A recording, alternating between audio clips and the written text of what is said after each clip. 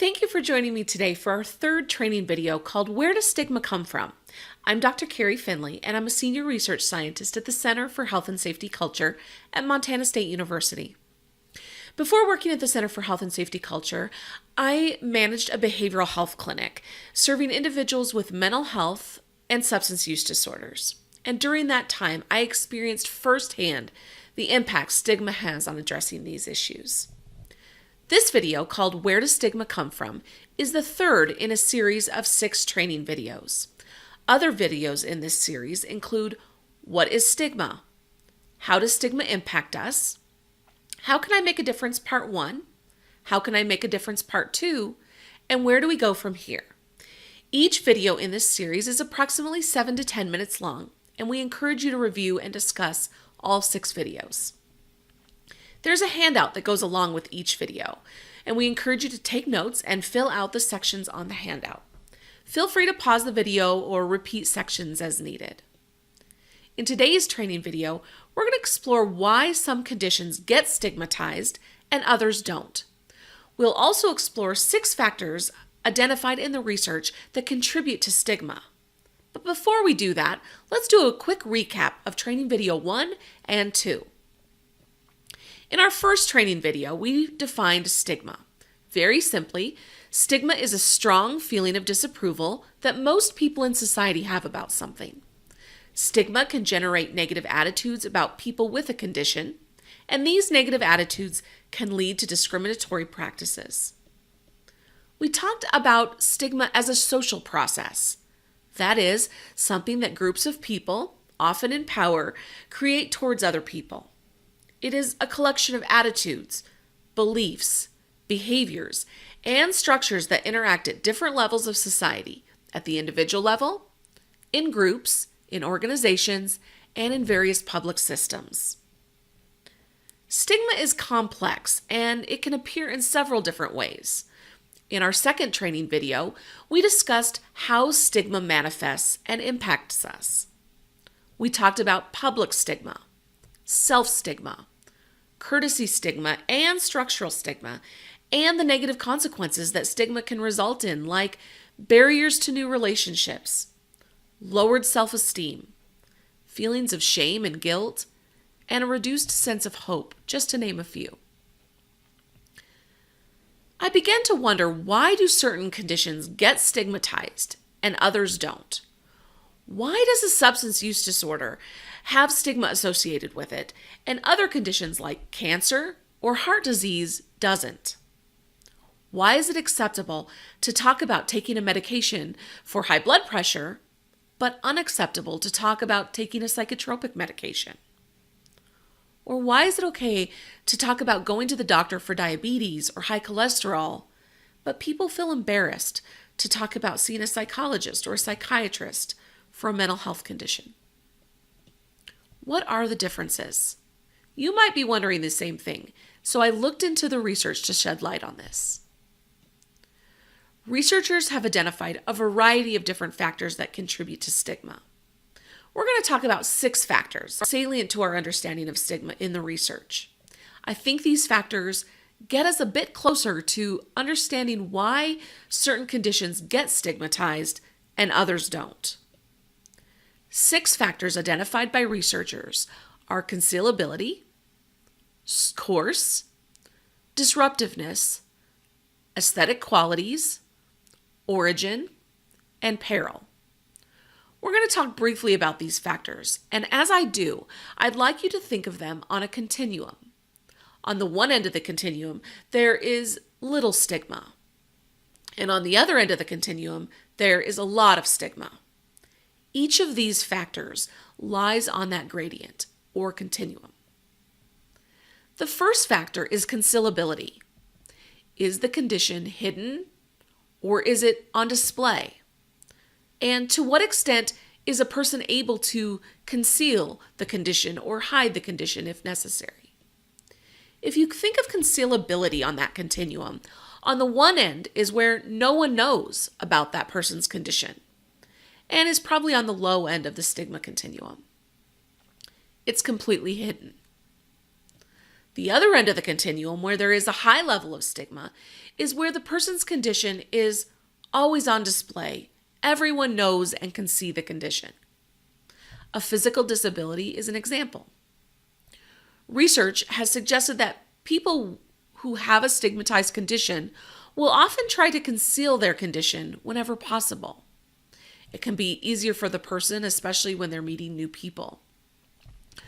While hiding a particular condition might be easier for the person initially, especially in early relationships, it doesn't mean that it has no impact or no effect on the person's relationships. Intentionally not telling someone, feeling the need to hide the information, can lead to guilt and shame and can perpetuate self-stigma. The second factor is the course of the condition, and specifically whether the condition is recoverable. What is the ultimate outcome? Essentially, this factor looks at how the condition is going to impact the person over time. Researchers have found that non-recoverable conditions tend to attract greater stigma and would be on the high end of that continuum, whereas recoverable conditions would find themselves on the lower end of the stigma continuum. The most crucial component of this factor is whether the person can change the course of that condition and whether others believe that that course can be changed. The third factor is disruptiveness, or how the condition negatively affects the person's life and their relationships. Does the condition block interactions and communication? On the low end of the stigma continuum, the condition would minimally disrupt the person's life. On the high end of the stigma continuum, the condition would be highly disruptive. The fourth factor is aesthetic qualities. What are the aesthetics or the physical attributes caused by that particular condition? Researchers have found that someone's degree of attractiveness does influence their interpersonal relationships in some really important ways. And again, if you think of that continuum, those who have been judged to have more pleasing aesthetics would probably find themselves on the lower end of the stigma continuum, whereas those judged to have less pleasing aesthetics might be more prone to stigma. Origin is the fifth factor. And essentially this says, under what conditions did the condition originate? How did that come to be? Who was responsible? Or was anyone responsible for it? Was the condition congenital or non-congenital? When looking at origin, two beliefs come into play: perceived control and perceived fault. Perceived control is our perception about how much control a person has over the condition. Perceived fault is our perception of how much fault the person had in acquiring the condition. When we believe that a person has little control over their condition and acquired that condition through no fault of their own, we're more likely to attach no stigma to the person or the condition. Cancer is a good example. In contrast, people will mistakenly believe that someone with a substance use disorder has control over their disorder and is partially at fault for having that condition.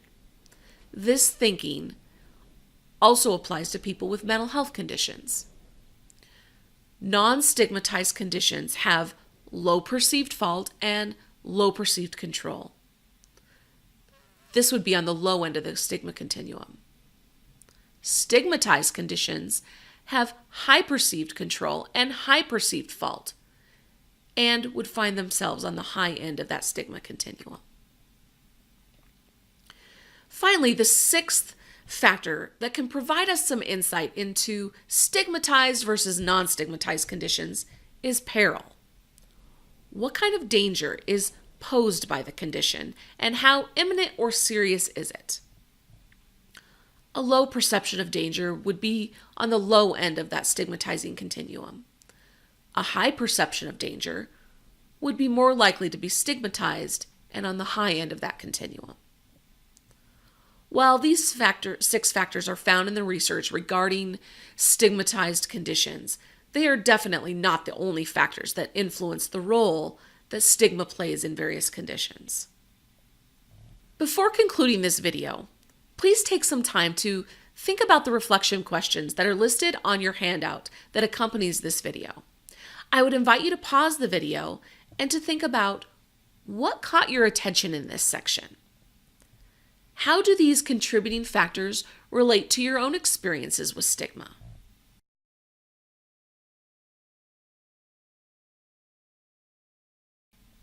I also want to mention at the end of this training video is a bibliography list, which includes a variety of different publications that have been used to create this learning video. I encourage you to review the bibliography for additional reading opportunities. Research study after research study has shown the negative consequences associated with stigma. We currently live in a world where some conditions are stigmatized and others aren't, and because of this, people might not get the help they need or stick with the treatments they've been prescribed. Stigma decreases quality of life. Stigma reduces a person's sense of hope, self-esteem, and self-efficacy. In today's training video, we looked at answering the question, why are some conditions stigmatized and others aren't? And we looked at various factors that researchers have identified as contributors to stigma. Please join us for our next training video as we turn our attention to how we can make a difference to reduce stigma. The 4th video in this series, How Can I Make a Difference Part 1, focuses on labeling theory and how we have come to understand labeling theory to make changes in our own language choices. We will also focus on the language we currently use and how our language can either contribute to stigma or reduce it. I look forward to having you join me. Thank you for joining me today.